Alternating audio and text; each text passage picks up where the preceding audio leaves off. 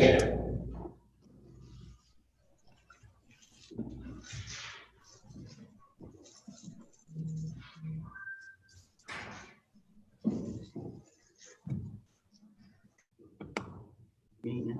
right, good evening.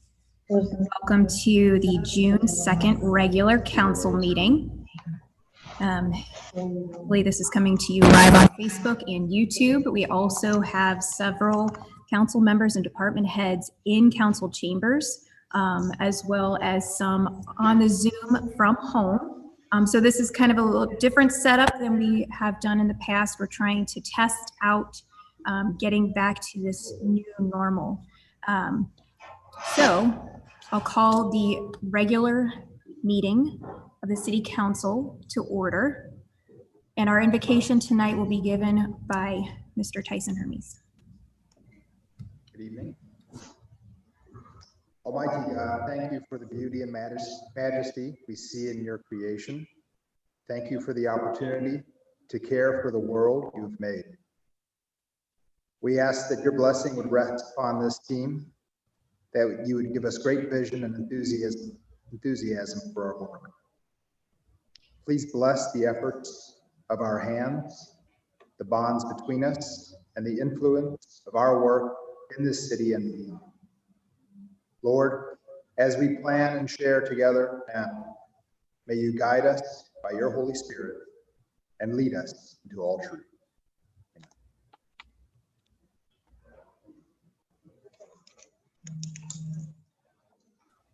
Okay, thank you very much. Now I ask that you rise for the pledge. I pledge allegiance to the flag of the United States of America and to the republic for which it stands, one nation, under God, indivisible, with liberty and justice for all.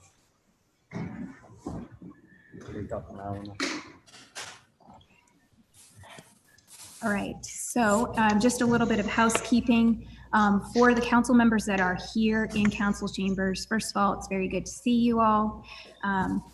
We have made sure that there's 6 feet of distance between the council members and any department heads that are here. We will also need to keep doing the same procedures that we've done during our streaming, our Zoom meetings, where one person talks at one time and everybody remains muted until absolutely, until they're ready to speak. This will help with any of the feedback that we could potentially hear. It'll help with the background noise.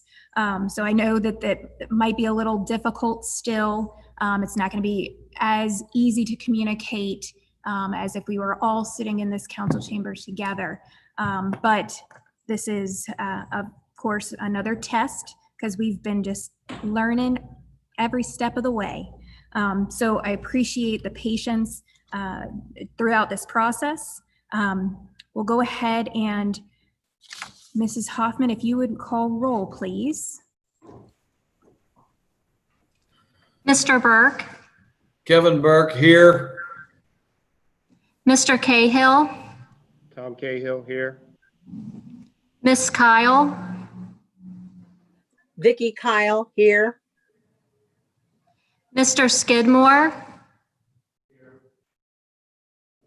Miss Sudkamp. Miss Cahill. Kathy Cahill here. Mr. Meyer. Gary Meyer here. Miss Skidmore.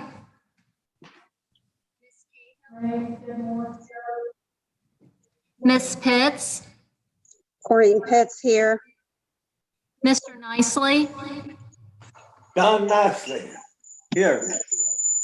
Miss Reckers. Mr. Hermes. Tyson Hermes here. Thank you so much, Mrs. Hoffman. I appreciate it. All right, so you've all received a copy of the minutes for the May 5th, 2020 regular council meeting. Are there any additions or corrections to be made at this time?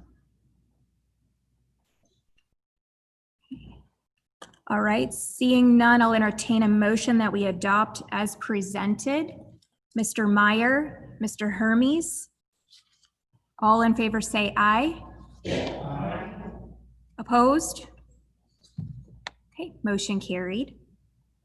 All right, you've also received a copy of the agenda for today's meeting. Are there any additions to be made at this time?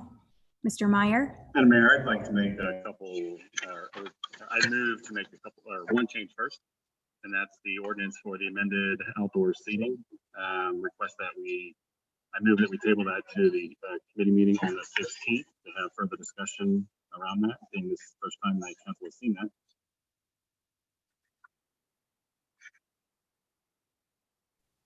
Okay. So do I entertain so that you have a motion? Do I have a second on the floor? I'll second that. Okay, Mrs. Sedkamp, any discussion? Okay, all in favor? Should we do a roll call? Or- Okay, we're going to do roll call vote, please. We don't need to roll call vote. Sorry for her with the video. That's fine.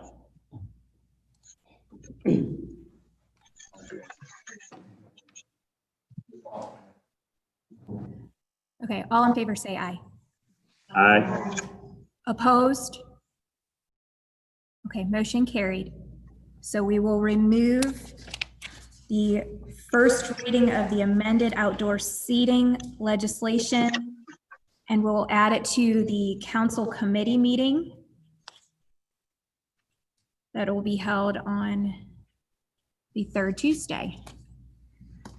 Okay, are there any other changes, Mr.? Mayor, I'd like to move that we add the first reading for the municipal, or the first reading for the ordinance around the nuisance ordinance that was moved from the May 5th meeting, given that we were operating under abnormal circumstances. Move that we add that to the agenda. Okay, do I entertain a second? Okay, Mrs. Sedkamp, any discussion? Okay, all in favor say aye. Aye. Opposed? Okay, motion carried. So we'll add back in the first reading of the nuisance ordinance, which was on the council meeting for last month. Okay. All right, are there any other changes to be made or additions at this time? Okay, seeing none, do I have a motion that we adopt with the changes made? Mr. Meyer? Mrs. Reckers? Any discussion? All in favor say aye. Aye. Opposed? Okay, motion carried. So we'll add those two pieces of remove the amended outdoor seating, add in the nuisance ordinance. All right. Okay, today we have a proclamation for under special presentations.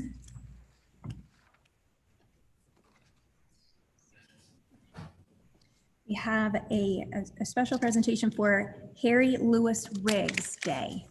So I'll go ahead and read the proclamation for that. To all to whom these presents shall come, whereas Harry Lewis Riggs Jr., former attorney of the city of Erlanger, sadly passed away on February 16th, 2020. Harry Lewis Riggs Jr. accomplished many things in his life. After graduating from Beechwood High School, he went on to receive his Bachelor's of Arts in Accounting. And upon earning his degree, he enlisted in the United States Navy, where he served during the Korean War as an executive officer on PCS 1384. And after being discharged from active duty, he entered the University of Cincinnati Law School, where he would meet his wife of 64 years, Joni McNamee. And Harry Lewis Riggs Jr. passed the bar exam and became a partner in the family law firm Riggs, Riggs & Walker.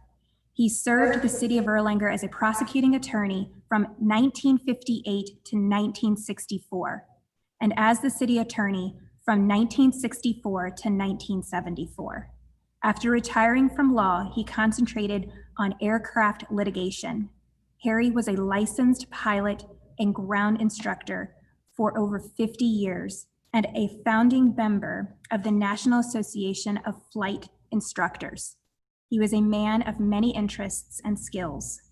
The mayor of Erlanger, Kentucky would like to honor his memory and service to the great city of Erlanger. Now, therefore, I, Jessica Fetty, mayor of the city of Erlanger, Kentucky, Kenton County, do hereby proclaim June 3rd, 2020 to be Harry Lewis Riggs Jr. Day in Erlanger, and do commend this observance to all our citizens, given under my hand and the seal of the city of Erlanger on this second day of June 2020. We want to thank Harry for his service and thank his family.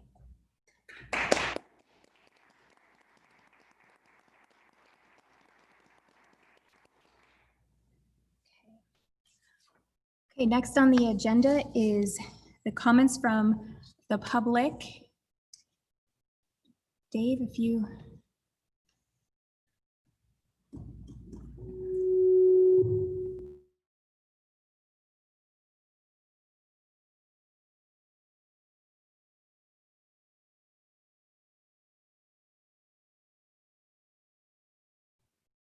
Okay, we have one. We have Daniel Nuss. If you'd like to come to the podium, we've not done this yet. Let's see here. And I will unmute the mic.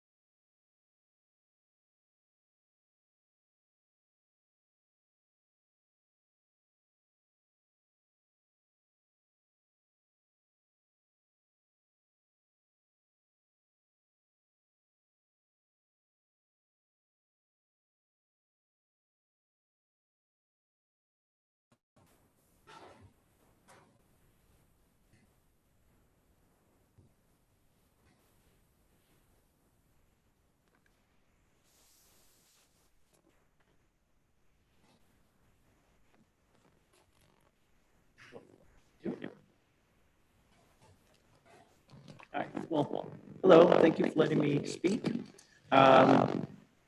Because of the recent events with the death of George Floyd and the protests, it got me thinking some thoughts. And by the way, I'm an Erlanger resident. What I wanted to know is what procedures or systems can the city of Erlanger and/or the police put in place so that Black, Hispanic, and Middle Eastern people can feel comfortable in their own town and not feel like they're in danger from their local police. Now, the Black people whom I respect and I listen to that live in other cities are telling stories about their life, and even currently, when they walk through their own neighborhood, they're asked by the police to ask why they're there. There's a photographer that walks in the morning and carries his camera because that's a great time to take photos. And he gets asked, hey, why are you carrying a camera around, a residential neighborhood? I know that Black men get pulled over sometimes once a month because they are driving like a new Escalade car. Or the Black men who put their wallet on their dash when they drive so that people don't think that they're going for a gun when they go for their driver's license. So I'm not saying that these things are happening in Erlanger, or will they? But I do know that if systems are in place, that it reduces problems in the future, and it makes Erlanger residents and visitors feel more welcome. So the question is, what systems can be put into place to reduce the likelihood of dangerous police interactions and/or harassment by the police for Erlanger residents and visitors? Thank you.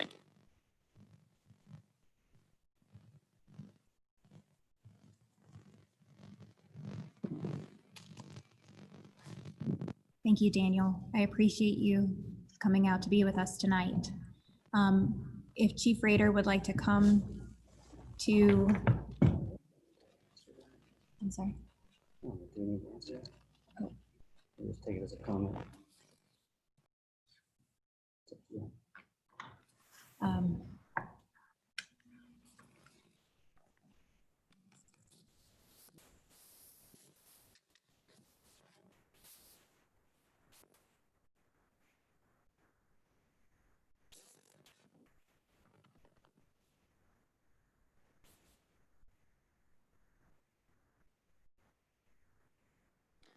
What was your name, sir? Daniel? Okay. Daniel, I can't speak to any specific regulation that we would have in place other than just what our officers are taught at the academy and the activity and the standards that the city of Erlanger holds all of their employees to, not just the police department. I can speak from experience from being at this department that we are very, very interested in hearing what our community has to say. We have a lot of events that the public attends, and we love to get out and interact with the public, and we love to hear what they have to say. Good, bad, indifferent, it doesn't matter. We want to hear. We're always open to any constructive criticism that anyone can have. I can tell you that I am not aware of any incidents we've had with any minorities, any race. I'm just simply not aware of any complaints that we have received. I'm very proud of the Erlanger Police Department as far as, when we hire people, we are totally open, obviously, just like every other department should be.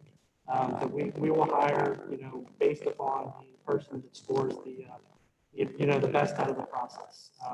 We do have several minorities that officers that work for us, and it's very beneficial because the community sees that. And they all, they're offering insight into things that maybe we don't think of. So that seems to be a calming effect for our group as well. Like I said, I can't stand up here and make up some specific, policy other than the city's general policy that applies to every employee. But if you have any other specific questions that you would like to get with me about, by all means, I'll give you my phone number, give you an email, and we can have a discussion if you'd like. All right. Thank you, Chief. No, I just wanted to take the opportunity to make a comment. I appreciate all the things I think that we see here that maybe I just don't hear about in other departments, whether it's coffee with a cop, cocoa with a cup, shop with a cop, hop on a roof. But my whole point with calling those things out is you definitely see Erlanger engaged with its community, regardless of where it is, and you see how much that is appreciated by others, including myself. So just thank you. Thank you. That actually brings up something else, just real quick that I want to touch on. We do have an officer that is assigned to community resource. His position is called a community resource officer, and that is his full-time job, is to interact with the community, get out there, be seen, explain why it is that we're doing certain things, and again, take suggestions from the public on things that would benefit them. So, any other questions? Thank you, Chief. I really appreciate you. Answer that question. And thanks, Daniel, for coming out tonight. Appreciate that. That closes public comment. Mayor's report. I'm just going to keep it pretty simple. I want to give a huge shout out. I know some of you guys aren't here in council chambers with us, but we've had a special surprise that was going on for the last week and a half with the generous donations of our amazing economic development director, Dave Hahn, and my mother-in-law, Marcia Fetty. We have a new beautiful mural in council chambers. So The artist, her name is Kara Crow, and she is phenomenal. And she was brought to us by Mrs. Patty Sedkamp. So I want to give a huge shout out to Patty because she introduced us to this wonderful artist with such a creative, beautiful soul. So thank you so much, Patty. She's amazing. And she put this beautiful mural in our council chambers, and it just fits so well. The colors are peaceful and loving, and it's a scene of a Kentucky pasture with horses throughout the pasture. So thank you again. The other thing I wanted to announce was I'm continuing my relationship with the Ignite Institute. And I just had an interview today with 2 interns that are going to join our team in August 12th, provided school goes back as normal. But they'll be here in general government doing various things, helping out, learning what it's like to be in government and run the operation. So they're 2 seniors, and their home school is Dixie. So they're pretty excited for this opportunity, and we're pumped to have them here. It's a fun place to be, and it's a great learning experience for them. So we're very excited to host them. Other than that, that would be the conclusion of my mayor report. We have the city administrator's report is next. Mr. Kramer. Well, I don't have anything significant to report. Most of the stuff I've been sending out to council. We are functioning as best we can. We are following the governor's guidance for the office, and we are looking forward to getting back to normal here, hopefully in the next month. And anybody specific questions, that's all I have.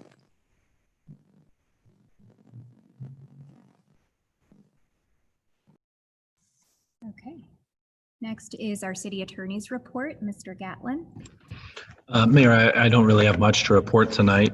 I was going to explain the one piece of legislation that was on, but it's been tabled to the committee meeting, so that's fine. I do want to just give a shout out to the staff here. I think just because the city building has been more or less closed for the last 6 to 8 weeks or whatever it's been, 12 weeks, 20 weeks, 5 years, it seems like it's gone on forever, doesn't it?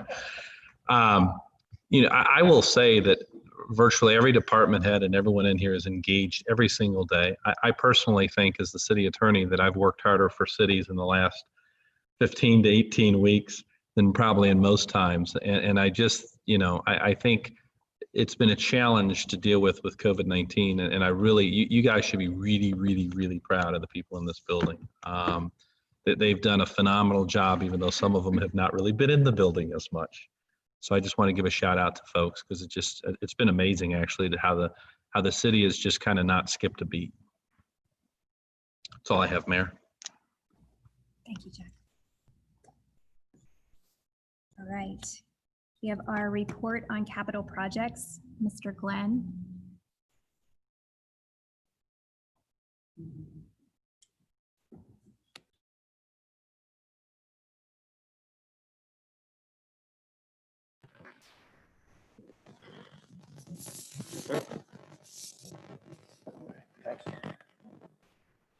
Okay, Mayor and Council, appreciate this opportunity to talk about some of the capital projects we have going on. It's been a few months since we've reported on it, and it's a lot's happened since the last time we talked. Just as a refresher, with the COVID-19 and how that's impacted all of our contractors and progress on our current projects, delayed everything pretty substantially. But they've all really kicked it in and done a lot this spring. And it looks like we're going to be wrapping up everything by the end of the budget year. So that's good. And what those projects are would be the Silver Lake, new concrete street improvements and sidewalk. And that's phase 2 of that project. Woodchase, Summerwood, and Artwood, that was a new concrete street improvement project. And that's been a long, we did a lot last fall and a lot this spring, and, but that looks like that is going to wrap up this month as well. And then all of our asphalt overlay streets, which is Lakemont, Sherborne, a little bit on Turkey Foot and Narrows. All the under drains, sidewalk improvements, and curb and gutter repairs have been completed. And it looks like we'll get that asphalt down here probably in the next 2 weeks. So we thought it was looking a little grim maybe a couple months ago as far as getting all this stuff done. Things have come together, and it looks like we'll be done before the end of the budget year. Next year's projects, we're still on schedule for bidding Valleywood, Carriage Hill, Delphi, and Mesa here as soon as the budget gets approved. And then in addition to that, we've had a little bit of a landslide on Erlanger Road. So we've had some geotechnical engineers come out, take a look at it, work with VOX and make a recommendation on what we need to have done. So we're kind of formulating a plan on that. It isn't a major slide, but it is close to the road. So it looks like it's going to be a little bit of about 60 feet of a retaining wall that we're going to need to put in. And we'll need to do that as soon as the next budget year comes around. So that'll impact our other streets that we have slated for next year. Hopefully, when we go, what we're going to do is go to bid on Valleywood, Carriage Hill, Delphi, and Mesa. We'll go to bid on those streets, see how the numbers come in, and then kind of adjust what we need to do. Hopefully, we can add Erlanger Road and then still keep Hickory Lane. That would complete next year's capital projects. Fingers crossed. Any questions? Yes. Okay, I'll take it.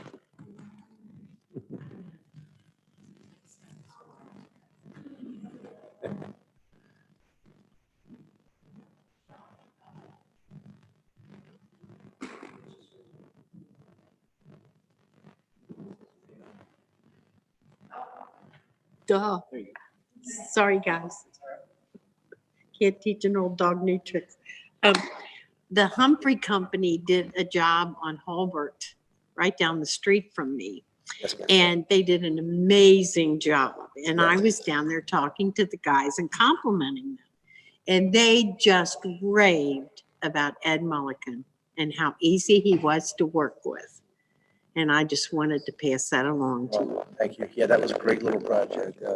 We were having stormwater come down off the graves and then actually come onto private property, go up a driveway apron. And we had VOX Jim's team come out, take a look at that. And then with Ed's direction, we came up with a solution, kind of help that resident out. That was a great project. Well, I was teasing them. They just moved in, they're brand new residents. And I met them, of course. I know everybody in my neighborhood. But anyway, so I told them that the sidewalk was dirty. So I put in a new one for them.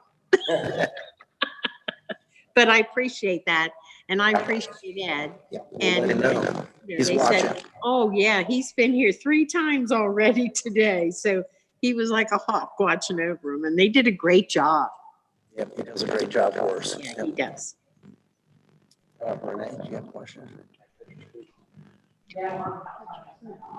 Anywhere? That's the slides on. Is it over on the showcase end of it, or where?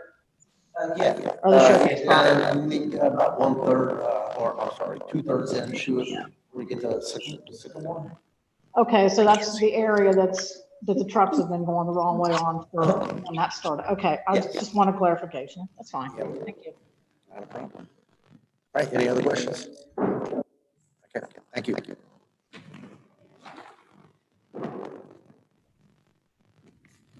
Thank you, Peter. Appreciate it. Okay, so next on the agenda is reports of task forces.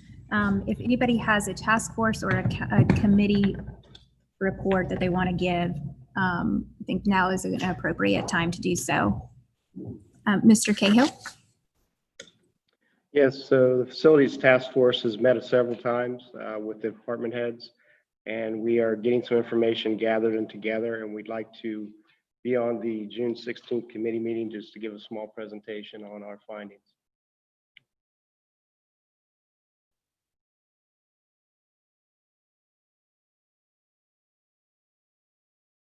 So you'd like to add that to the committee meeting? Okay. All right. Sherry, were you able to hear him?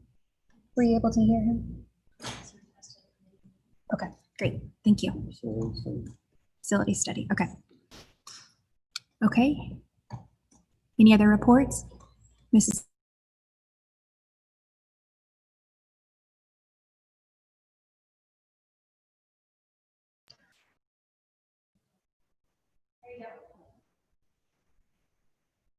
Am I ready now? Okay. This is just an update from Kenton County Alliance. They're starting a new program. It's called Too Smart to Start Using Drugs. Kenton County Alliance is launching a campaign to collect the best, most creative sidewalk chalk art around the community to put on display as inspiration for Kenton County Alliance for Substance Abuse Prevention. The best works will be showcased on the tank buses around Northern Kentucky and also featured on social media and banners around Kenton County. Also, the top students will be awarded t-shirts and a gift certificate. Choose a slab of sidewalk, get creative with inspirational or encouraging art and messages, and upload a picture to our Kenton County Alliance Facebook page. If you can't find a sidewalk for your artwork, just draw it on a piece of paper and submit it. You can email the KCA coordinator for submission or for questions. Submissions will be accepted from June 6th through July 7. Please write your name, age, and email or telephone number with your submission. Those whose art is selected to be showcased will be notified their work will be displayed. If you need sidewalk chalk, we will provide it. Just contact Diana O'Toole through email or call your school office. If you have additional questions or want to submit your artwork through email, please send to Kenton County Coordinator Diana O'Toole.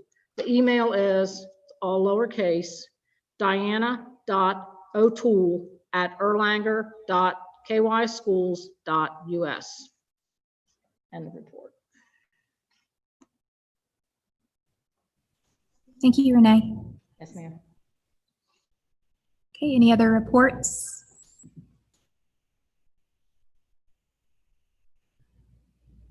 Okay. We'll go ahead and move on to correspondence. Mrs. Hoffman, do we have any correspondence this evening? I do not, ma'am. Okay, thank you. All right, Mrs. Hoffman, do we have any bids tonight? We do. Yesterday, we had a bid opening for police vehicle equipment and installation, and this bid is being reviewed at this time. On June 8th, we will have a bid opening at 10:45 a.m. for Public Works zero-turn mowers and at 11 a.m. for their walk-behind mowers. All these bids were placed as legal ads in the Kentucky Enquirer. They were placed on our website, social media, and also on Demand Star, which is a bidding program for governments. And then on June 11th at 11 a.m., Public Works will be participating in the road salt reverse online auction. And that's all I have. Thank you, Mrs. Hoffman. Okay, does anybody have any unfinished business to discuss? Mrs. Second.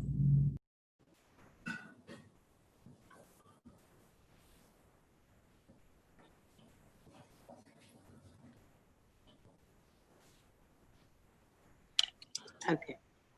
I just wanted to give kudos out to the police and fire and EMS for all these phenomenal parades that they have put on for the citizens of Erlanger during COVID-19. You have brought so much joy into this community. It is just astounding. I mean, I'm not kidding. Well, my neighbor Kathy and I, we've been going to the Memorial Day parade since our kids were 8, maybe younger than that. And it's a big deal. And we all go back to her house and we have a big picnic. And it's just, all of our kids, our grandkids, they all come. And it's just been just forever for us to do that. Well, Kathy and I were both so depressed that there was no parade this year. Our kids put on a parade. My name was on one side of the cars and Kathy's name was on the other side. And we had police and fire and probably about 30 vehicles, trucks decorated to the hilts. But the elderly people that have enjoyed what you all have given them on special birthdays, 75, 85, 95, they will never, ever, ever forget that you thought that much of them to do that for them. So I just wanted to give you a shout out. It's just been awesome. Thank you.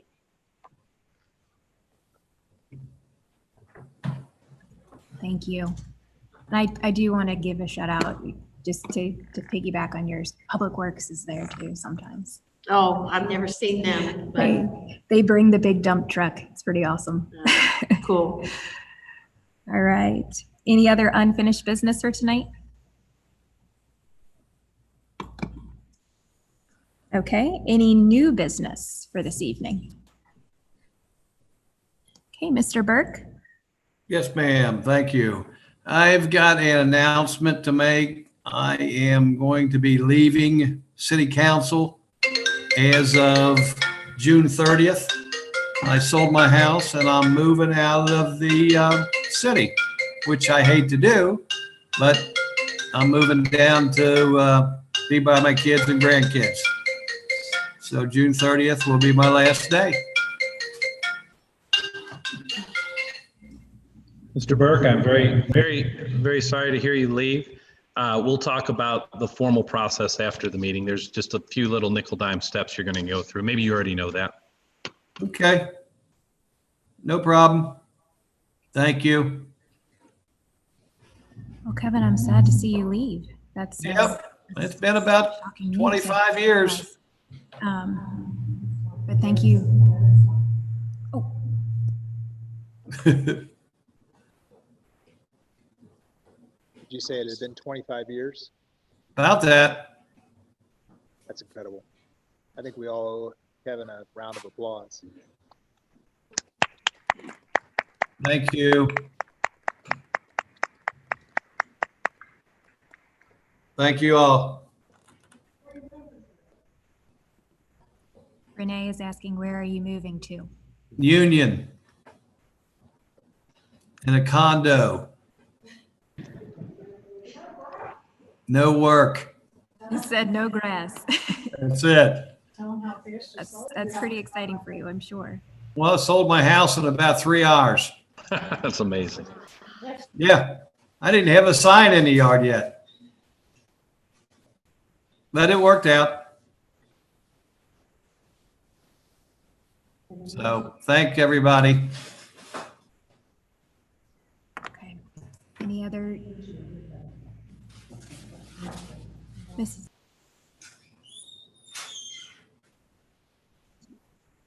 Well, I hate to piggyback on Kevin's awful news, but I also wanted to make an announcement that after weeks of soul searching and a decision I did not make lightly, I have withdrawn my name off the ballot and I will not be running for council again next year.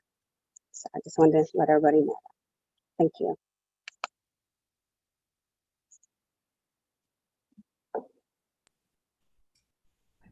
Thank you for letting us know.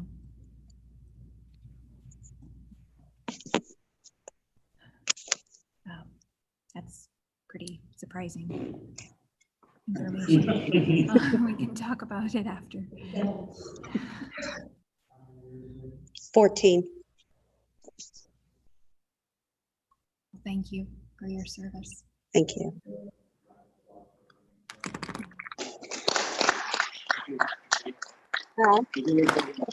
Yes. Oh, yeah. Yeah, no, I wouldn't do that unless I moved, which I'm not. Okay. Any other new business to discuss? Okay. Okay, so our first legislation was postponed. Mr. Gatlin, if you'd like to take over.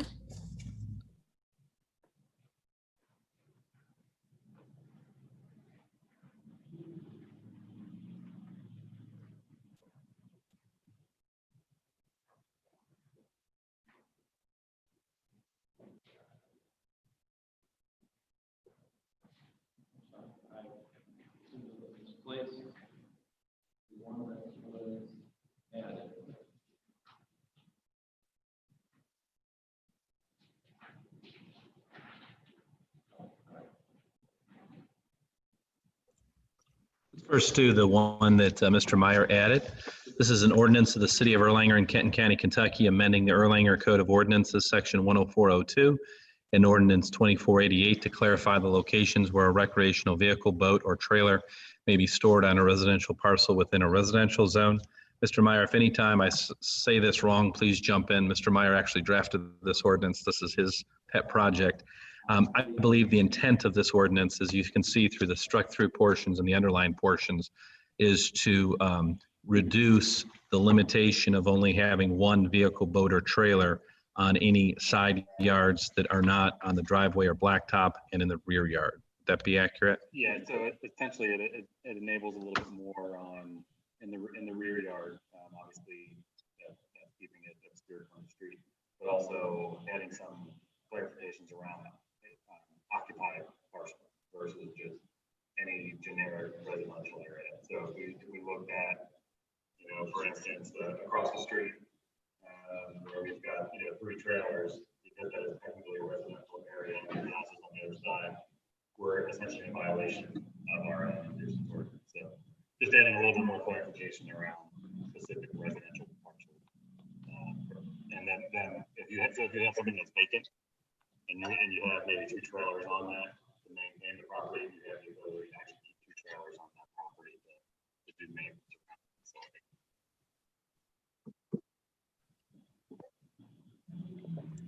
I would note that as a first reading.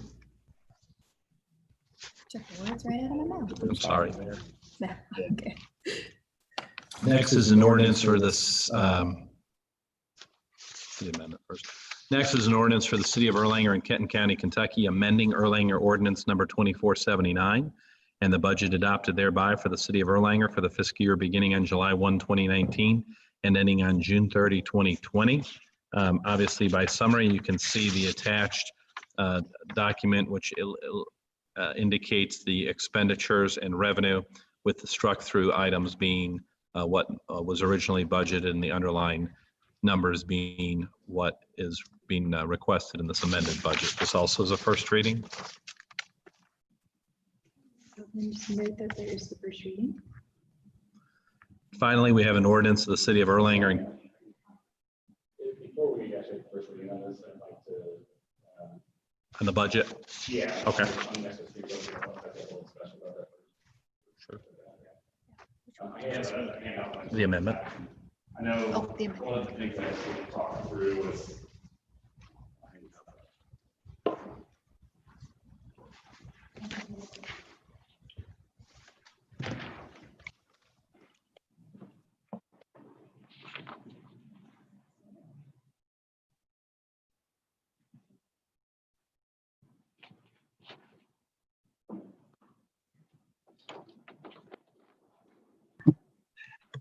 The one piece that I really wanted to call to attention here, there's several of us that we're looking for maybe some structural changes to how some of the capital pieces are brought into, or how some of the capital expenses are brought into the budget.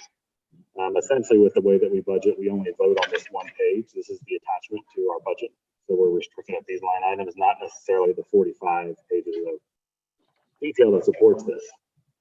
So in an effort to bring a little bit more transparency with the specific capital items forward in the budget, rather than just saying, police general fund was $6 million, capital asset fund was X dollars, and breaking out the individual appropriations for those specific expenses So you'll see those items listed right under the specific departments. So CTI workstation replacement, police crew administrative cars, radar units, fire EMS ambulance, the different public works items. This was not changing any of the dollar values that were already there, just adding additional detail into the budget that I'd like to pass. So that was the one piece there. And the second piece that I wanted to just have some discussion about first, and you'll see two items there under the expenditures. Right now there's a limited amount of money in legacy revitalization and demolition revitalization grants. What I was seeking here was, having some discussion around actually bringing those items back up. I think, and one of the reasons that I'm looking at this is with $15 million in reserves, we do have the flexibility to do that. If we learn that those programs are not useful and are not, making the investments in our city like we're looking for, then there is nothing lost. Those monies just still stay in reserves. So rather than, tie those back into the general government fund, make those changes and kind of, bring those as separate line items. I know we've got, a number of other things that Mrs. Pitts and Mrs. Reckers are going to discuss as well, but just wanted to, we don't have to start with those two items. I would like to have some discussion around those two pieces.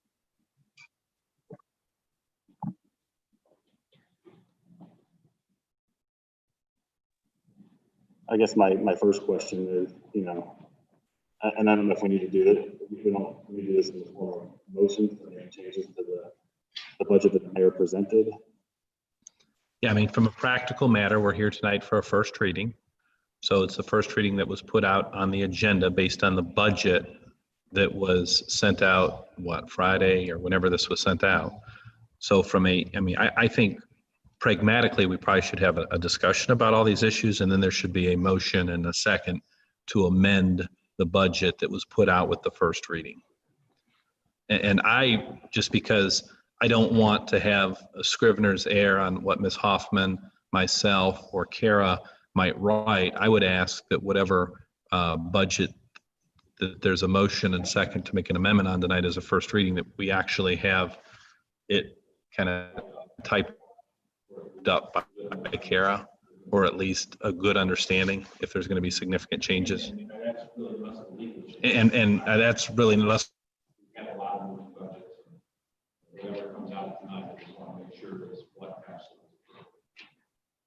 Okay. Approved on a minimal basis of the first reading with the understanding. And then have all those things documented in advance of the second reading. That's correct. We're very clear Yes. on this. Okay. Yeah. So do we want motions and discussions on the specific items then? That's fine if that's your request. Yeah, I just want to make sure that I'm making sure that we're able to get everything documented properly. So then I'll move to break out the individual capital asset fund items as depicted on the handout that I've just shared. Those are no changes in funding, but just to break out the line items. And obviously, if we strike through some of those with any discussion, that's separate. So my motion is to actually break out all capital line items as individual items on the budget attachment. Okay, we have a motion. Do we have a second? Mr. Hermes, any discussion? Any discussion on this matter?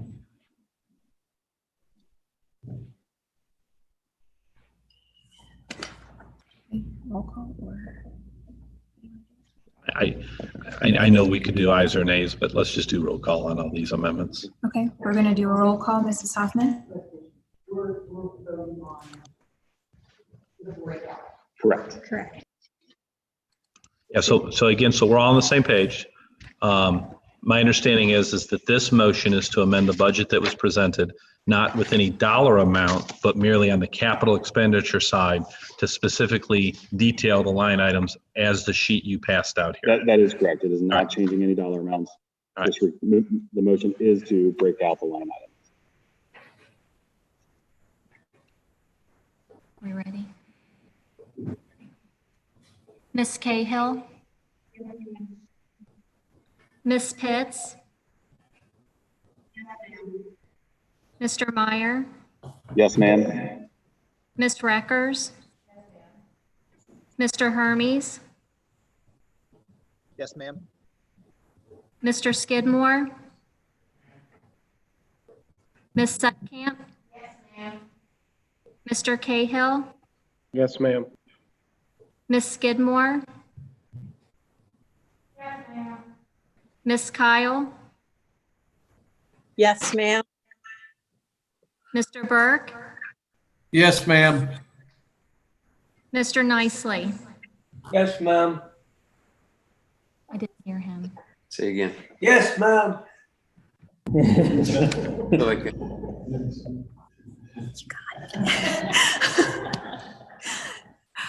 All right, motion carries. So we will make those changes accordingly to the capital fund. And then Gary, did you have any other? Was there another question in there? No, so that was that piece. And I'm happy to talk about the other two items now, if that makes sense.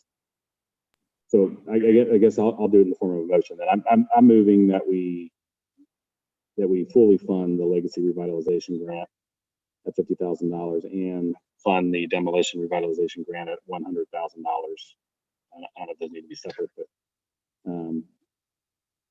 but leveraging not necessarily our expected general fund revenues, but leveraging the substantial reserves that we have at this point in time.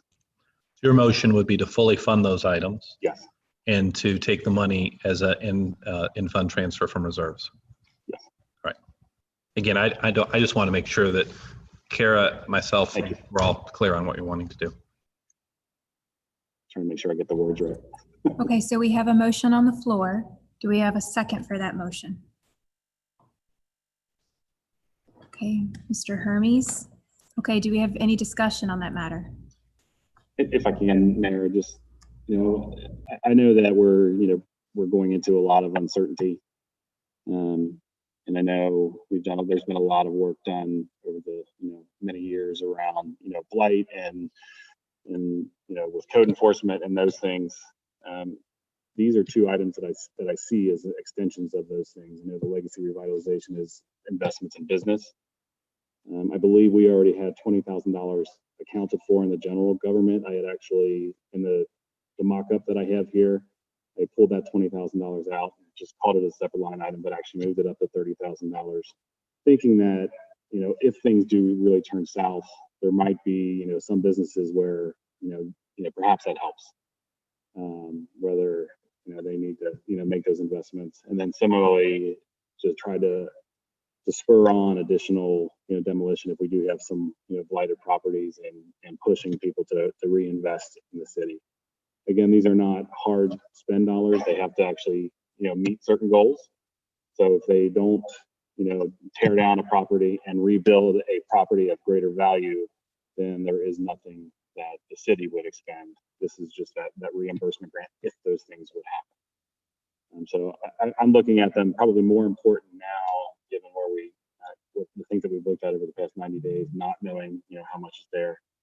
And I think with all of the work that's been done with the years preceding me and helping build this reserve fund or the general funds, fund balance up to $14 million coming into the, going into the fiscal year, that leaves a lot of flexibility to make those investments in our city. Okay, so we have a motion and a second. So any other discussion before we move on to roll call vote? Okay, Mrs. Hoffman.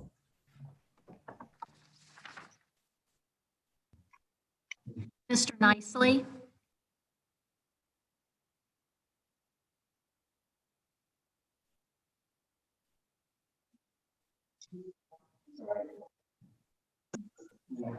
Mr. Nicely? Yes. Mr. Burke?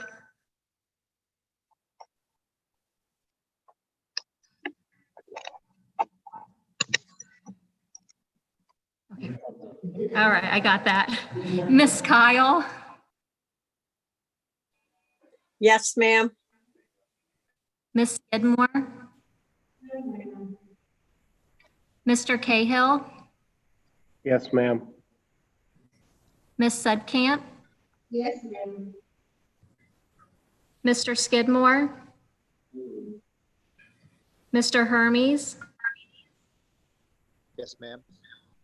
Ms. Reckers, Mr. Meyer, Yes, ma'am. Ms. Pitts, Ms. Cahill. Yes, ma'am. Okay, motion has carried. We'll make the adjustments to the proposed budget. Gary, do you have anything else? No, ma'am, there's nothing else. Okay.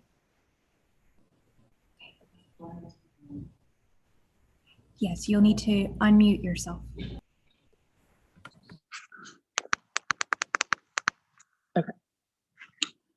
So the Finance Committee received feedback from our peers on council and presented a summary of recommendations to council yesterday. And one of the recommendations was that we reduce the capital parks spending to $250,000 from $375,000 and add $38,500 for building camera replacement. We are aware that there may be a grant that's being worked on, so that may not be needed, but we need to budget for it in the event that the grant is not in the works by the time we need it. So in addition to that, we've requested that only $100,000 of the $250,000 be used prior to the end of January. And reevaluate where our revenue projections are, because we did have a substantial decrease in the projections that we have for this fiscal year. And we want to make sure that we're making the most conservative and fiscally responsible decisions. At that point, we would reevaluate where the revenue projections are at the instruction of the finance director, and fund the additional $150,000 for that $250,000 capital projects line specific to parks. So we had also recommended the itemized capital operating budget, and Gary took the liberty of getting that to us, which is wonderful. Something that's been very helpful for us to visualize where the money is being spent. And Karina, am I missing anything else? No. Okay. So that was our recommendation, using everyone's input that reached out to us, and we'd like to look to that change from 375 to 250 and adding 38,500. So thank you. Ms. Reckers, just for clarification, since we've now passed the itemization, how would you allocate that amongst those items that are on Mr. Meyer's capital allocated revenue? So I think this was drafted prior to. I just want to. Yes. So. Oh, so I would say it's at the direction of Mr. Glenn, which parks the 250, how he would do that based on the breakdown. We received a line item breakdown on the 3 parks that are looking to have those capital improvements made for this coming fiscal year. So we would have that modified by Mr. Glenn appropriately. So it would just be all parks, 250,000, is that okay? $250,000. Okay.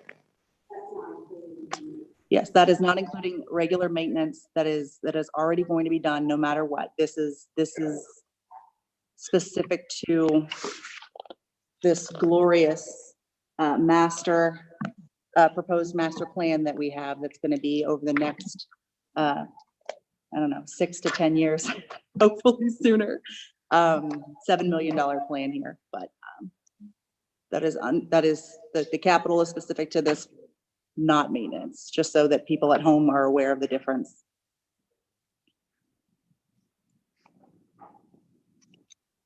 Thank you. Okay, so I Yeah, and I might just not be smart here, but I'm looking at what Mr. Meyer proposed. That would, Just gonna say, Public Works, all parks, 250,000. And the all parks would be inclusive of what? Equipment, Silver Lake Park, Rainbow Park? Okay. Just, again, I just want to make sure we're on the same page. I'm not, yeah, and in mine, I actually had an error. I had omitted the Misty Creek Parks when I broke up my. that's why I was missing 25,000. All right, thank you. That's why I was lost. I'm like, where's that extra 25,000? It's much clearer now, Mr. Meyer. So we have a motion on the floor by Ms. Streckers to reduce the parks amount from 375 to 250. We have a second from Mrs. Pitts. Any discussion? I do have, and I guess the one question I have, are we suggesting that we reduce the revenues in that line item as well? If that's the concern, because if the money is going into the capital fund regardless, because we're restricted to do those things, right? The only funds going in are the money that we're putting in there by ordinance already, as well as the matching grant pieces that we're required to do. So for $160,000, whatever it was, 158,000 for the road funds, and then the municipal aid road funds of $320,000, making up that 490 going in. So I just want to make sure that I understand what the vote is. We're saying that we'd rather have those monies go into reserves and capital fund, and instead of making those investments in the parks. I know that the revenues could certainly decrease, which means we've got to go back and decide, hey, we're going to have less revenues coming in there because payroll taxes are down, and then at that point we've got to make decisions around roads, parks, all parks. I mean, I don't know what those are going to look like, but I thought at least I don't think it should go into the reserve. Maybe what you're saying. the capital fund reserves. Yeah, just put it lower the revenues. Is that the other suggestion you're making? Well, no, I guess I thought we were pretty conservative on those projections anyway, but if we feel that this is going to be more impacted, do we feel that it's only in the tune of that $100,000 and the payroll taxes coming into the capital fund? Because that is where a bulk of those, besides the monies that we're matching from other places, that's where all the other funds are from for payroll taxes. We had matched, so any changes that we did for the revenue projections in the general fund for payroll, we did the exact same calculation for the capital fund. So those were the more conservative numbers that we had proposed. So it was it is going to ultimately increase the reserve amount in the capital fund. And I'm optimistic that we'll hit the revenues will be where we projected them so far.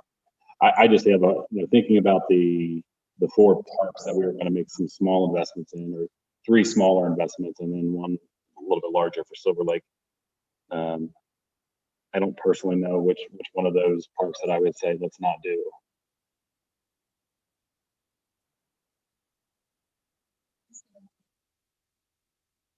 Yeah, Mr. Meyer, I guess first I'd like to clarify, how much did you say was left out from Misty Creek? $50,000 is what it originally was. Yeah, and I think that's where I'd agree as well, that we're putting enough money into equipment, and then Misty Creek Park, Silver Lake Park, Rainbow Park, all parks that I think a lot of us would agree that they all get a fair amount of traffic and they serve a lot of our citizens. Hate to not make those type of capital improvements.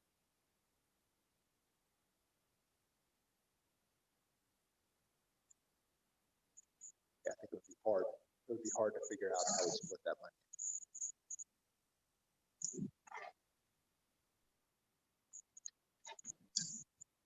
Okay, any other discussion?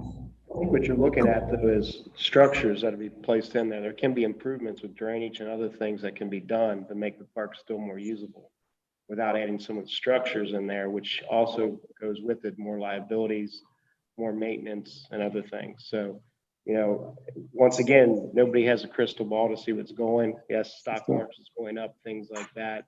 We still have other issues to contend with later on in the year potentially. And, you know, this, maybe structures aren't where we put this, it's other improvements that we can do.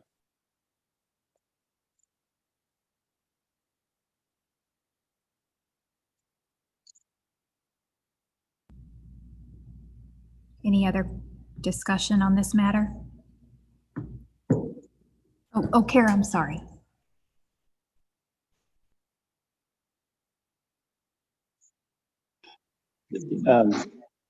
Or is she coming up? Okay.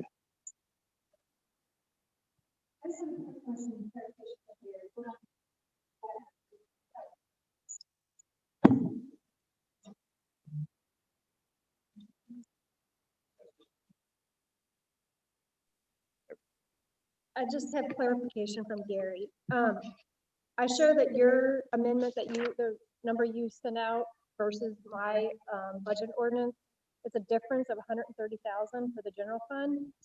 And I know 20 of that is coming from legacy out. Came out. Yep. And then where's the other 130?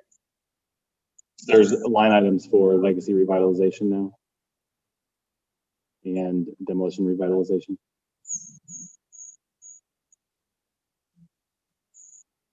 Okay, so you took the 20 that was originally in general government, that was a legacy, out. Correct. And then you increased it to 50. Correct. Okay, so that's okay. And then the 50,000 for the Misty Creek out of capital. That's what you're saying. Correct. Okay. I just wanted to make sure I was getting clarification when I was looking at this. Thank you. Well, while we're doing that, can we re-explain the camera project? Again, I know that. Well, I mean, I think we have a motion and a second as it relates just to the capital. Okay. I thought you had them all three together. You included cameras as well? And then, okay, my bad. Okay. So the cameras are part of that 250? No. So your motion was the 250. Peter can spend however he wants on parks, plus 38,000 for the roving cameras. All right, thank you.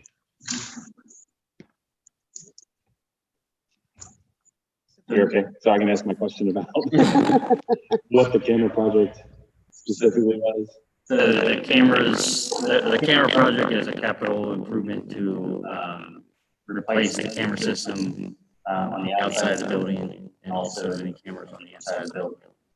The system we have now, most of the cameras are outdated. They're black and white if they're working at all. A lot of our cameras just don't work. They're not functional. So this is to replace all of that for the security of the building. So I guess help me understand what $40,000 in cameras does here when I could go to Sam's and get 20 of them for, $1,000. Well, the big thing is they operate 24/7.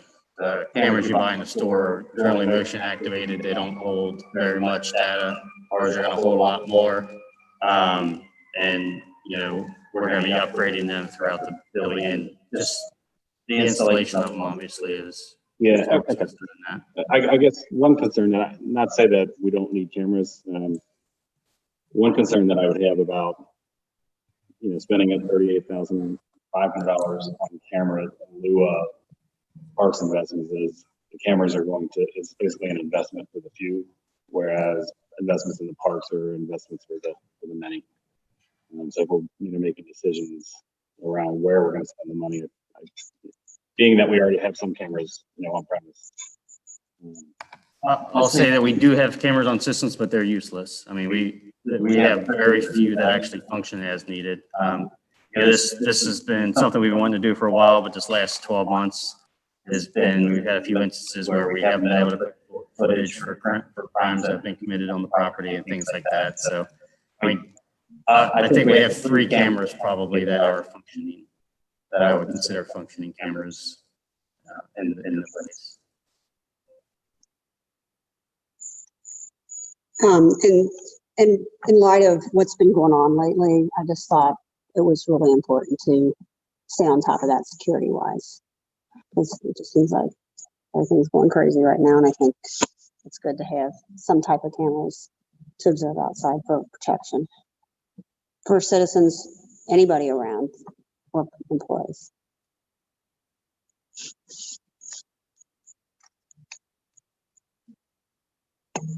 Mrs. Kyle?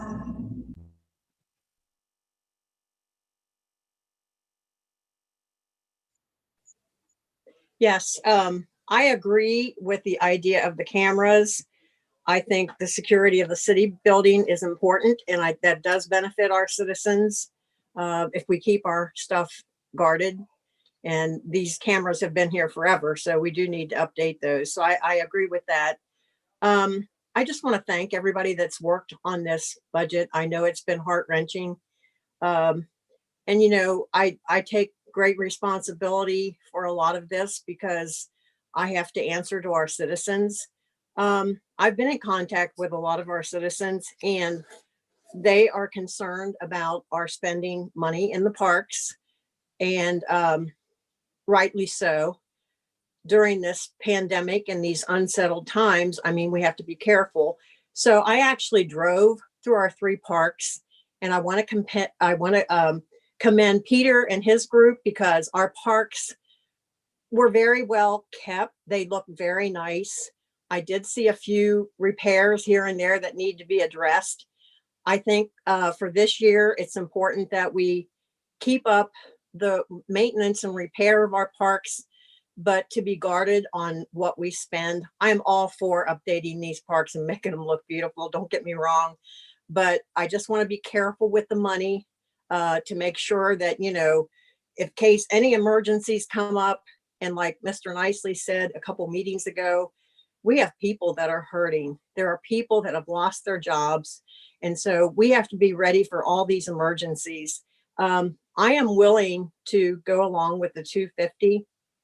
And I believe there was some kind of wording in there about a contingency of spending 100,000 until January. And I have a question about that.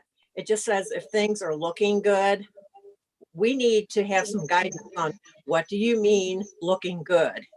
You know, what guidelines are we going to use there? Because we may have some new people on council, and you know they're going to need guidance. We need to have a benchmark.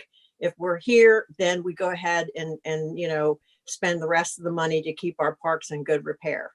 But I just wanted to voice that and thank all the people that have worked on this budget, because I think everybody, the mayor, Matt, everybody, Kara, you know, council members, we've been in touch with Rebecca and Corrine through emails, asking questions. And I think, you know, everybody has done a good job and everybody means well.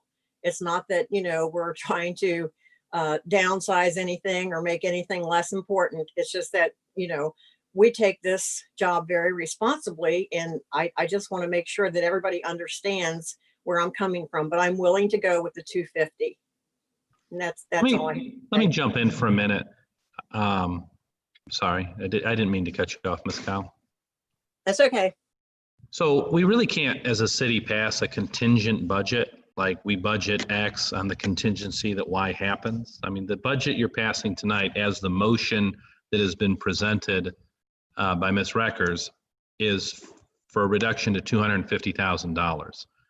I think there can certainly be a understanding between the executive branch and council that there won't be more than 100,000 spent, but from a practical matter, the budget that would be passed during the second reading would be full 250. Again, from a practical matter, there's nothing that would prevent council in December or November to come back in and amend that down to 100,000.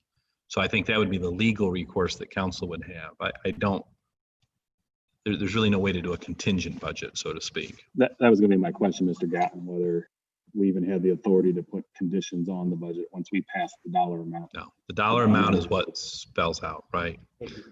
And one other thing, I think it's always important to look at revenues when looking at a budget, but from a statutory perspective, council is charged with basically passing an ordinance as it relates to the expenditures. So the revenue side of things, while again, it's critical in putting a budget together, that's really not where the statutory charge is. It's, you know, the executive branch can spend up to the allocated expenditure amount. Mrs. Kyle, you had a question? Yes, I'm good with that. I understand what he's saying. That makes sense. So thank you for clarifying that. That makes a lot of sense. But yeah, okay. Thank you. Mr. Nicely?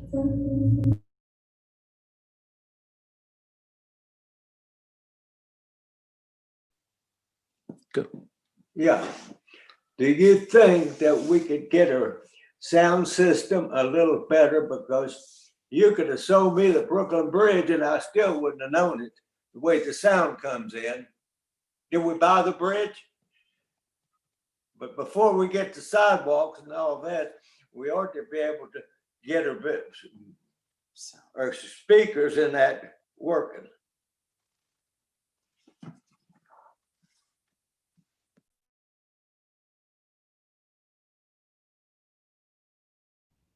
Well, that was definitely on the list, Mr. Nicely. I'll let you know, like in the original budget, updates to the sound system, the projector, everything in here is very outdated, and we know that. And that was on the original budget in the capital expenditures. However, with the changes with COVID, we've had to definitely put that one on hold. It's one of those projects that it's a nice to have, but not necessarily a needs to have at this moment. And it was one that can easily be added back in the event that revenue projections are much higher than we anticipate. So for right now, it's on the short list for upcoming projects, but it's not currently in the proposed budget. But we definitely know that it is an issue.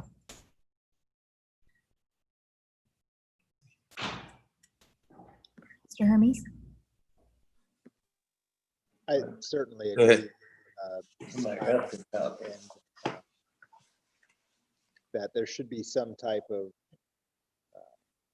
explanation exactly what milestones we're trying to hit, or what numbers we need to see in the event. I hear what Mr. Guy was saying too about not being able to necessarily have other funds released at a certain point, you know. But I do think it would be a good idea to have this agreement between council and mayor, or council and staff and executive branch,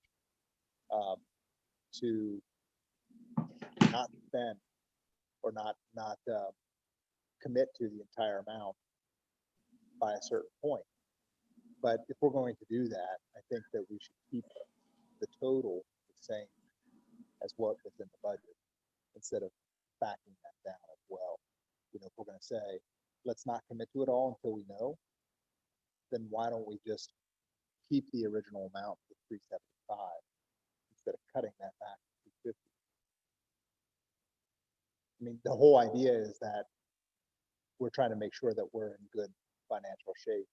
And if we can verify that we're in good financial shape at that point, then I think, kind of like what Gary said too, you know, let's allocate the money to benefit the many in the city. Mrs. Dreckers? So I don't know if anyone can hear me. So I think that, I mean, as a resident, it's so important to me to have public safety, to have, you know, roads that are repaired, and to have beautiful parks. I feel like those are like just the most important things to me as a resident living in Erlanger. And I don't really want to see parks reduced with this capital project. But we're looking at, we don't have revenue numbers until July 15th now, because the dates got pushed at the state level and the federal level. we're in uncharted territory here. From a state perspective, they did a one-year budget for the first time in history. So I would hate to have to do a budget amendment, in 6 months that grossly made cuts across the board in an effort to play catch up, when we can make conservative decisions now, and in 6 months, things may be phenomenal here in the city of Erlanger, and our revenues may be far beyond what we expected. So the targets that Corinne and I, the finance committee mentioned, and it's nothing complicated. It's just, working with the finance director and saying, are we on target for the projected revenues for the 2020, 2021 budget? So yes or no, and what things look like. And at that point, we would proceed with spending the 250. If things are beyond what we conservatively budgeted for, then we may want to do a budget amendment across the board and put back in programs and reallocate more to this master plan. And we don't know what 6 months from now will bring, but we have to make the best choices now. And again, this is just Corinne and I working together to come up with this based on the feedback we got back from our peers. So I mean, if anyone else has feedback, I'd love to hear it, but I think that spending more than 250 right now is not optimal in the current environment, but happy to reevaluate it when revenues come in 6 months. I saw Mr. Nicely's hand.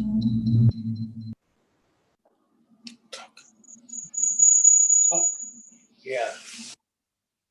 Am I on there? Hello? Not coming.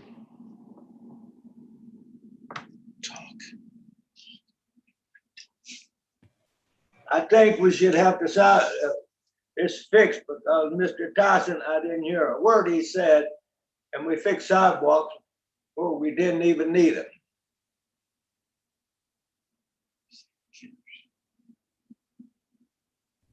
I'm sorry, can you repeat that? Now, you couldn't understand. Yeah. Am I talking now? Okay. When Mr. Tyson was speaking, I couldn't hear a word he was saying. And you say the parks are good, but I think it's better that the council people to be able to hear what's going on at the council meeting. And that's what the people elected me for, and I cannot hear what you've got this. You put sidewalks in on one of my buildings that never was sidewalk, but they wanted to put it. If we got that kind of money to waste, why can't we work this up? This is ridiculous.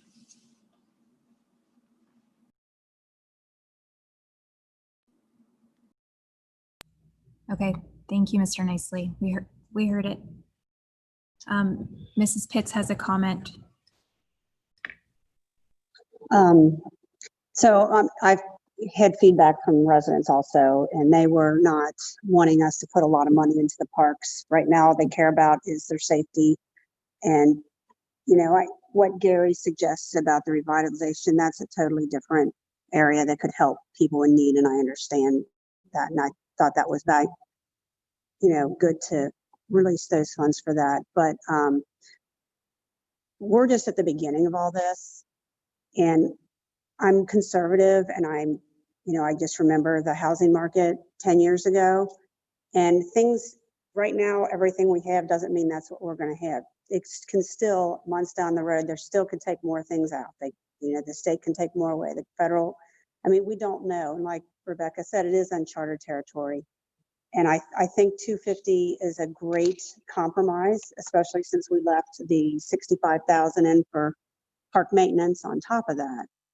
I think it's a great compromise, and to see how things end up fourth quarter, that we can use the rest of that 250. And if for some reason, hopefully that the finances are much better and all this stuff doesn't happen, then we can have way more for next year's budget, and we can move along on the parks. But for this year, I personally stand firm on the 250 because I'd rather be safe.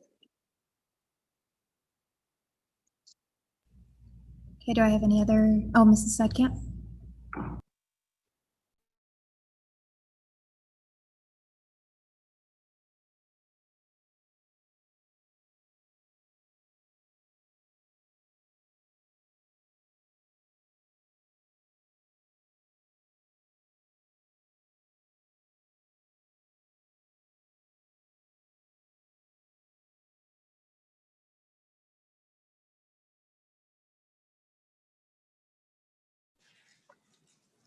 Thank you, Tommy. Okay, I completely agree with the $250,000. I was astounded to think that we would even consider $350,000 after we let 7 people go. We have never, in all the years that I've been around Erlanger and been on council, be 40 years in October, I've never known anybody to be let go other than for good reason. I think this sends a horrific message to our employees that you are willing to cast those people aside and then ask for an exorbitant amount of money to be put into the parks. I just think it sends a terrible message. So I appreciate everybody's hard work and effort. I think that Peter should be given the all go to do what he feels is best. I don't think we need to monitor the gentleman that is doing such a phenomenal job in these parks. Let him decide if he wants to put it all in one place, let him. And then we'll see what tomorrow brings. But we do not have a clue. I remember when we didn't have 2 nickels to rub together in Erlanger and we worked our butts off. And now I'm proud to say that we have $14 million in reserves. And we need to use them for emergencies. This is an emergency. Those people should have never been let go, in my personal opinion, but that is just my own personal opinion. And I just think that it sends a horrific message to those people that work so hard for us, thinking that they might be next. That's all I have to say. Thank you. Are there any other comments or discussion? Mrs. Cahill? I agree with Patty. I value people rather than possessions. My children know that. It's definitely people. I know we can't do anything about the ones that were let go at this point in time, but I also worry about Public Works is going to have to do all this stuff. They're going to have to maintain all these things. They're going to have to use all this money.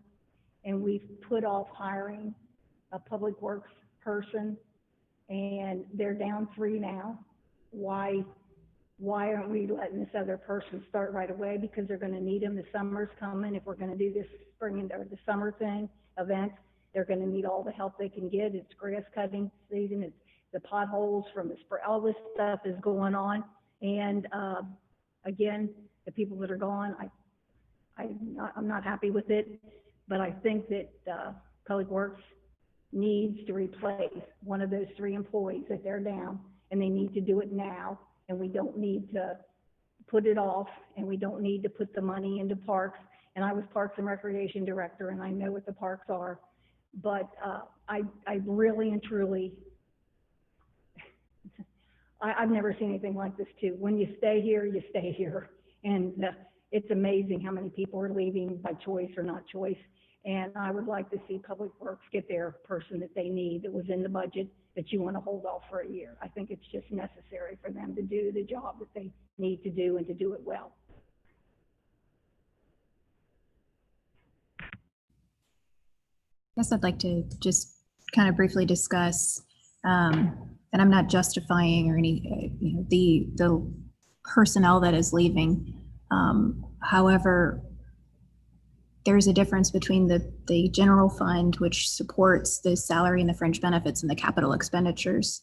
So when we're talking about the money that's going out for the parks that we were allocating, it comes in through the payroll taxes it can only be spent on capital expenditures. So if you don't use it within that capital fund, it goes into the reserves within the capital fund. It's not eligible to be transferred back into general fund. It's just not, it's not allowed. That's how the ordinance was written. That's how that fund was established. So when we're talking about having this capital expenditures and the parks and the sidewalks and the roads, that is only coming from capital expenditure revenues and transfer in balance from the current fiscal year. There was no additional, the MARF money was being transferred over, and then the Dole WIC grant money was being transferred over as well. So in reality, the only thing that happens when you do reduce the parks, and that's fine, if that's what you guys choose to do, is it increases the reserve account within the capital expenditures fund. And it would increase it. So right now it had set for $219,000 to be in the reserve, which John Chamberlain, Kara reached out to John Chamberlain to ask, like, what should we have in that reserve? He said at least $200,000. So we have, pretty much the reason, I talked to Karine and Rebecca about this last night.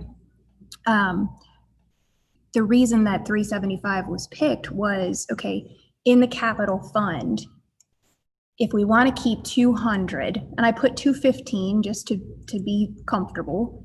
If we want to keep 215,000 in the reserves, and then taking into consideration all of the revenues that are coming in plus the transfer balance, then start allocating it to the police cruisers and the asphalt box, and then the sidewalks and the roads, and then whatever was left, that's what I put into parks. That's how I got that 375 number. So it wasn't taking additional from the general fund. It was just using what was already in the capital fund that has to be spent on capital. That was the logic behind it. I understand, your perspective, and if that's what you guys want to do, go for it. And I will definitely honor the contingency. I know that it can't be written in there, written into the budget. However, we've already talked, Matt and I've already talked to you guys about how we've discussed with the department heads on not doing any nice to have expenditures until we do have an idea of what's going on with our revenue projections, and whether or not they're going to be accurate or not. So that was already like a mindset that we had, and something that we had put out to the departments already.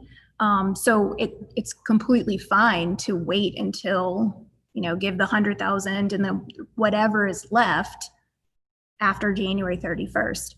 And I will honor that contingency. But I just wanted to explain that a little in depth. Any additional questions? The only thing I do want to bring up is Public Works is only down one right now. If that position is added to the budget, just so I think you said 3.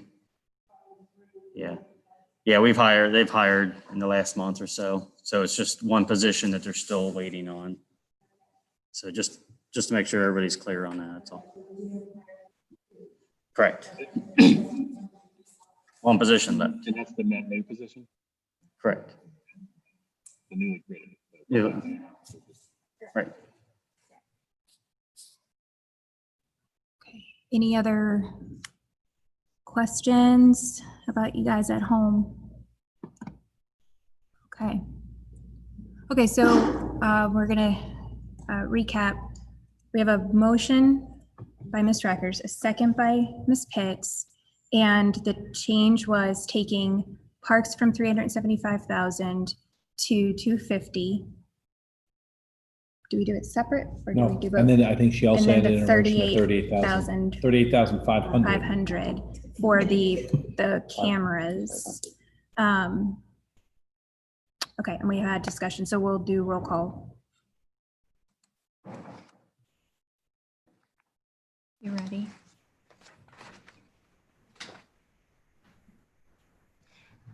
Mr. Burke, Yes, ma'am. Miss Kyle, Yes, ma'am. Miss Skidmore, Mr. Cahill, Yes, ma'am. Miss Sudcamp, Mr. Skidmore, Mr. Hermes, No, ma'am. Miss Reckers, Yes, ma'am. Mr. Meyer, Yes, ma'am. Miss Pitts, Yes, ma'am. Miss Cahill, Yes, ma'am. Mr. Nicely. Yes, ma'am. All right, so with that, we will move forward with the first reading. It might be the longest first reading in the history of at least my tenure here in Erlanger. But I think we might have a budget that we will have a second reading on in 2 weeks, right?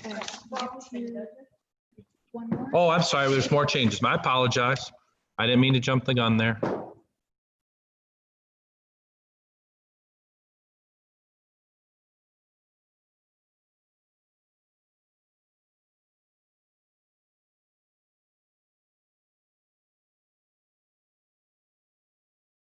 Before I jump the gun here on the first reading, are we good? Everyone good? All right. So we have an ordinance of the city of Erlanger in Kenton County, Kentucky, adopting a budget for the city of Erlanger for the fiscal year beginning on July 1, 2020, and providing that no money shall be expended by on or behalf of the city of Erlanger except in accordance with that adopted budget. You do have attached to you a proposed budget that we are making the following changes to per floor amendments tonight. One is that the capital expenditures will be line itemed. Number two, that you all will be fully funding the legacy grant and demolition grant. Number three, you'll be reducing the capital parks budget to $250,000. That portion will not be line itemed as it relates to parks. That will be in the discretion of the executive branch. And number five, adding $38,500 to the roving cameras.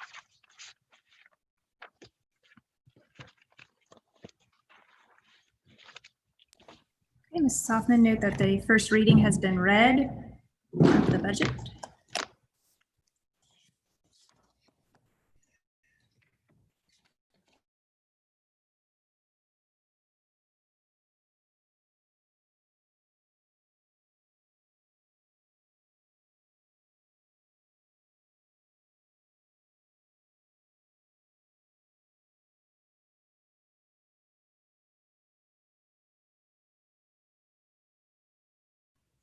All right.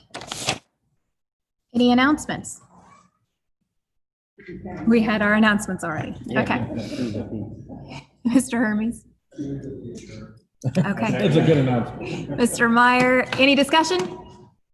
All in favor say aye. Aye. Opposed? Motion carried. Have a great evening, guys. Thanks for joining us.